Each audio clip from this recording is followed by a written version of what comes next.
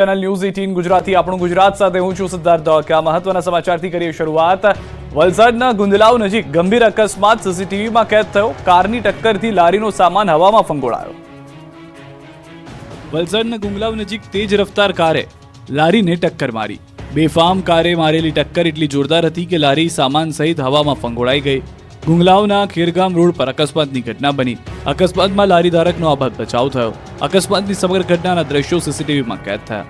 મહત્વપૂર્ણ છે કે વલસાડ જિલ્લાના ગુંદલાવ ખેરગામ રોડ 4 લેન બન્યા બાદ વાહનોની ગતિ વધી છે। આજે અકસ્માતોની સંખ્યા પણ વધી રહી છે। એક અઠવાડિયામાં આ રોડ પર 2 અકસ્માતો સર્જાયા હતા। અગાઉ એક બાઇક સવારે દિવ્યાંગ વ્યક્તિને ટક્કર મારી હતી, જેમાં સાયકલ સવાર દિવ્યાંગ સહિત બાઇક ચાલકને પણ ઈજા થઈ હતી। હાલ તો પોલીસે અકસ્માતના સીસીટીવીના આધારે વધુ તપાસ હાથ ધરી છે। અમરેલીના ગામમાં સંતા કુકડી રમવા લાગ્યો સિંહ પરિવાર। ઘર અને શાળામાં ઘૂસ્યો સિંહ પરિવાર।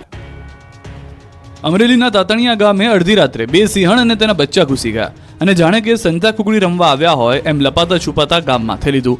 ગ્રામજનો પણ જાણે કે એની સાથે સંતા કુકડી રમીને દાવ આપતા હોય એમ સિંહણ અને બચ્ચાને શોધવા નીકળી પડ્યા।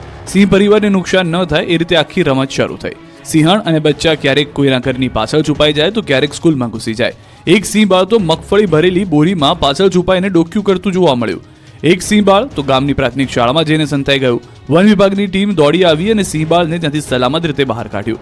આ તરફ એક સિંહણ કિશોરભાઈ તલસરિયાના ઘરમાં ઘૂસી ગઈ એટલે ત્યાંથી પણ બહાર કાઢવી પડી। અંબાજી ડિમોલિશન મુદ્દે ધારાસભ્ય કાંતિ ખરાડી અને જિલ્લા પોલીસ વડા બોલાચાલીના દ્રશ્યો જોવા મળ્યા। અંબાજીમાં ડિમોલિશન મુદ્દે એમએલએ અને એસપી વચ્ચે બોલાચાલી થઈ। કાંતિ ખરાડીએ કહ્યું તો અમે મંત્રીઓને પ્રવેશવા નહીં દઈએ। એસપીએ કહ્યું તમે ધમકી આપતા હો તો હું મારી રીતે કાર્યવાહી કરીશ। મહત્વનું છે કે અંબાજીમાં 1200 કરોડના ખર્ચે શક્તિ કોરિડોર પ્રોજેક્ટ અંતર્ગત દબાણ હટાવવાની કામગીરી કરવામાં આવી હતી। રબારીવાસમાં છેલ્લા 8-10 દિવસથી 89 જેટલા અસરગ્રસ્તો ખુલ્લામાં રહેવા મજબૂર બન્યા છે। આ મામલે કોંગ્રેસના નેતાઓએ મુલાકાત લીધી। આ મામલે પોલીસ અને ધારાસભ્ય વચ્ચે બોલાચાલીમાં ધારાસભ્ય કાંતિભાઈ ખરાડીએ ઉશ્કેરાટમાં આવીને જાહેર કર્યું કે જો અસરગ્રસ્તોને યોગ્ય વ્યવસ્થા નહીં મળે તો કોઈ પણ મંત્રીને અંબાજીમાં પ્રવેશ દેવામાં નહીં આવે। આ દરમિયાન બનાસકાંઠા જિલ્લા એસપી અક્ષયરાજ મકવાણા અને દાતા પ્રાંત અધિકારી પણ સ્થળ પર પહોંચી ગયા હતા। અધિકારીઓ અસરગ્રસ્તોને વૈકલ્પિક વ્યવસ્થા અને પ્રધાનમંત્રી આવાસ યોજના હેઠળ મકાનો આપવાની બાંહેધરી આપી હતી। નવસારીની રંગપુર શાળા વિદ્યાર્થીઓના જ્ઞાનવર્ધન માટે નવી પહેલ શરૂ કરી છે। શાળા દ્વારા રંગપુર ન્યૂઝ ચેનલ શરૂ કરાઈ છે। વાંસદા તાલુકાની રંગપુર શાળાએ શૈક્ષણિક નવીનતાના ઉદાહરણરૂપ રંગરૂપ ન્યૂઝ નામની ન્યૂઝ ચેનલ શરૂ કરી છે। શાળાના પ્રયાસથી વિદ્યાર્થીઓમાં ન્યૂઝને લઈને જ્ઞાનવર્ધન તો થઈ જ રહ્યું છે, સાથે સાથે વિદ્યાર્થીઓને જાતે ન્યૂઝ બનાવી રહ્યા છે, જેનાથી તેમના આત્મવિશ્વાસમાં પણ વધારો થઈ રહ્યો છે, સાથે વિદ્યાર્થીઓમાં ભાષણ કૌશલ્યમાં પણ વધારો થઈ રહ્યો છે। ન્યૂઝ ચેનલના માધ્યમથી વિદ્યાર્થીઓમાં બોલવાની ક્ષમતા સાથે સાથે તેમના વ્યક્તિત્વ વિકાસનું પણ કાર્ય થઈ રહ્યું છે। આ પ્રયોગના માધ્યમથી બાળકીઓનો આત્મવિશ્વાસ વધ્યો છે અને તેઓ ભાષણ કૌશલ્યમાં નવો નિખાર લાવી રહ્યા છે। રંગપુર શાળાનું આ નવું પગલું શૈક્ષણિક ક્ષેત્રમાં પ્રેરણાદાયી બની રહ્યું છે। તો બીજી તરફ વાલીઓ તેમજ ગ્રામજનો બાળકોના નવા અભિગમથી શાળામાં ચાલતી તમામ પ્રવૃત્તિઓથી માહિતગાર થઈ રહ્યા છે। રાજ્યના શિક્ષણ મંત્રી કુબેર ડિંડોરે રંગપુર પ્રાથમિક શાળાની મુલાકાત લઈ શાળાની વિદ્યાર્થીનીઓ દ્વારા ચલાવવામાં આવતા ન્યૂઝ ચેનલની સરાહના કરી તેમને પ્રોત્સાહિત કરવામાં આવ્યા। સાથે બાળકોની અનોખી સિદ્ધિને તેમના પોતાના ટ્વિટર હેન્ડલ પર મૂકી અન્ય શાળાઓ માટે પ્રેરણાદાયક બતાવી છે। રાજકોટમાં 5 જેટલા શખ્સોએ બેંકને 93 લાખ રૂપિયાનો ચૂનો લગાવ્યો। સમગ્ર મામલે હવે પોલીસે તપાસનો ધમધમાટ શરૂ કર્યો। રાજકોટમાં 5 બીજાબાજુઓ એક બેંકને 93 લાખ રૂપિયાનો ચૂનો ચોપડી દીધો। રાજકોટ બેંકમાં ગાડીના ખોટા કાગળો બનાવી લોન લઈ હોવાનું કૌભાંડ આચર્યું। બેંકના મહિલા મેનેજર સહિત 5 લોકો સામે ફરિયાદ નોંધાઈ છે। Vijay commercial cooperative bank manager Devikaben Vasava સહિત 5 લોકો સામે બેંકમાં છેતરપિંડી કરવાના આક્ષેપ થયા છે। ખોટા ડોક્યુમેન્ટને આધારે વિજય કમર્શિયલ બેંકમાંથી 93.15 લાખ રૂપિયાની લોન મેળવી હતી। 10 જેટલા વાહનના ખોટા ડોક્યુમેન્ટ હોવા છતાં લોન આપવામાં આવી હતી। શ્રુજય વોરા, લક્ષ્યાંક વિટલાણી, જૈન સાયન્ટિફિક પેઢીના ભાગીદાર મહાકાલ પ્રોપર્ટરના મિત પરમાર, દેવિકાબેન વસા સામે ફરિયાદ નોંધાઈ છે। આ સમગ્ર મામલે એસીપીએ નિવેદન આપ્યું હતું કે બેંક મેનેજર પોતાના પરિવારજનો અને પરિચિતોને નામે ખોટા દસ્તાવેજ બનાવી કૌભાંડ આચર્યું। આ માટે તેમણે નકલી દસ્તાવેજો રજૂ કર્યા, જેના આધારે લોન લીધી। લોનના હપ્તા બેંકમાં જમા નહીં થતા બેંકના અધિકારીઓ દ્વારા આ સમગ્ર મામલે તપાસ કરાતા કૌભાંડ થયું હોવાનું જાણવા મળ્યું। આ સમગ્ર મામલે પોલીસ દ્વારા તપાસ કરવામાં આવી રહી છે, જો કે હજુ સુધીમાં એક પણ આરોપીની અટકાયત નથી થઈ। બોડકદેવના વેપારી સાથે કરોડોની ઠગાઈ મામલે પોલીસે મુંબઈથી જ્વેલર્સની ધરપકડ કરી છે। ગાડી વેચાણ આપી લોન ભરપાઈ ન કરી અને ગાડી ન આપી છેતરપિંડી કરી હતી। બોડકદેવ પોલીસની કસ્ટડીમાં રહેલા આરોપીનું નામ રિષભ પાહુજા છે। પોલીસે છેતરપિંડીના ગુનામાં આરોપીની ધરપકડ કરી છે. આરોપી રિષભે અમદાવાદના વેપારી ધ્રુવેશ પટેલને કાર વેચાણ આપી હતી, જેમાં land rover defender, range rover walk અને BMW વેચાણ આપવાની લાલચ આપીને 3.97 કરોડ મેળવી લીધા હતા. જે રકમ મેળવ્યા બાદ ગાડીની લોન ભરપાઈ ન કરી તેની NOC આપી ન હતી. ઉપરાંત વધુ એક ગાડી વેચાણ માટે બતાવી તેના પણ ₹95 લાખ મેળવી લીધા હતા, જે પરત ન કરતા ફરિયાદ નોંધાઈ હતી, જેથી આરોપીની ધરપકડ કરવામાં આવી.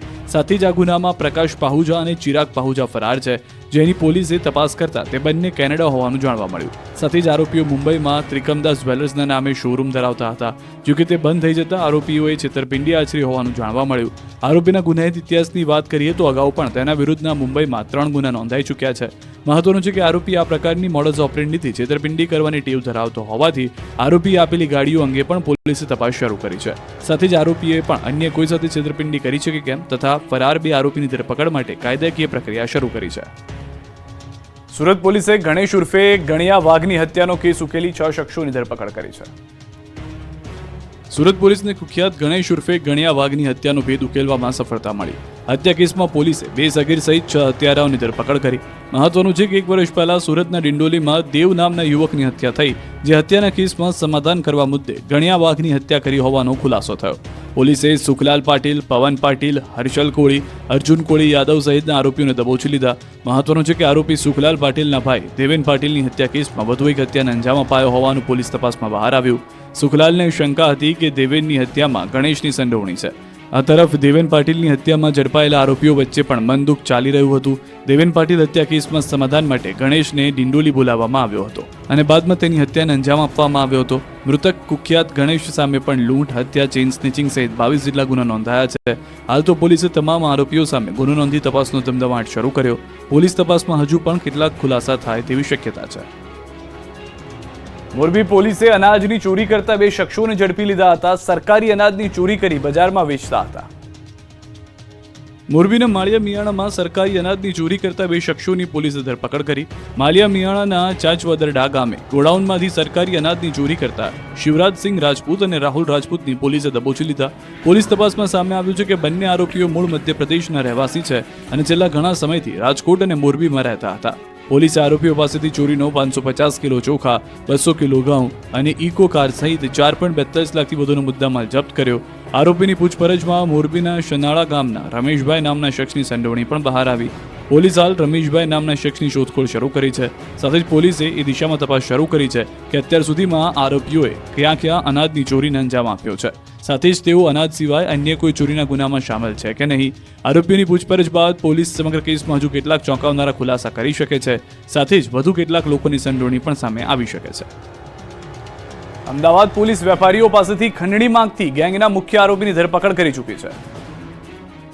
અમદાવાદમાં વેપારીઓને ધાક ધમકી આપી ખંડણી ઉઘરાવતી ગેંગના મુખ્ય સૂત્રધાર વિશાલ ઉર્ફે છોડીમેલ દેસાઈ નામના આરોપી પોલીસે ધરપકડ કરી લીધી છે.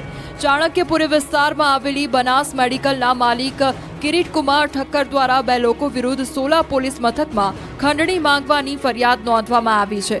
અને મેડિકલ સ્ટોરના માલિક કિરીટકુમાર ઠક્કરે પોલીસ ફરિયાદ નોંધાવી હતી. આરોપી વિશાલ ઉર્ફે છોડીમેલ દેસાઈની પૂછપરછ તેમજ પોલીસની પ્રાથમિક તપાસમાં સામે આવ્યું છે કે આરોપી વિશાલ અને તેની સાથે અન્ય એક વ્યક્તિ ગત તારીખ 5 ફેબ્રુઆરીના સાંજના સમયે બનાસ મેડિકલ પર પહોંચી કિરીટકુમાર ઠક્કર પાસે 5 લાખ રૂપિયા ખંડણીની માંગણી કરી હતી. એટલું જ નહીં, આરોપીએ ધમકી આપી હતી કે મેડિકલની દુકાન ચલાવી હશે તો 5 લાખ રૂપિયા આપવા પડશે અને જો ખંડણી નહીં આપે તો તેના દીકરાની મારી નાખવાની ધમકી પણ આપવામાં આવી હતી. આ ઉપરાંત દુકાનનો તમામ સામાન ભરી જવાની ધમકીઓ પણ મેડિકલ માલિકને આપવામાં આવી હતી, જેથી મેડિકલ માલિક કિરીટકુમાર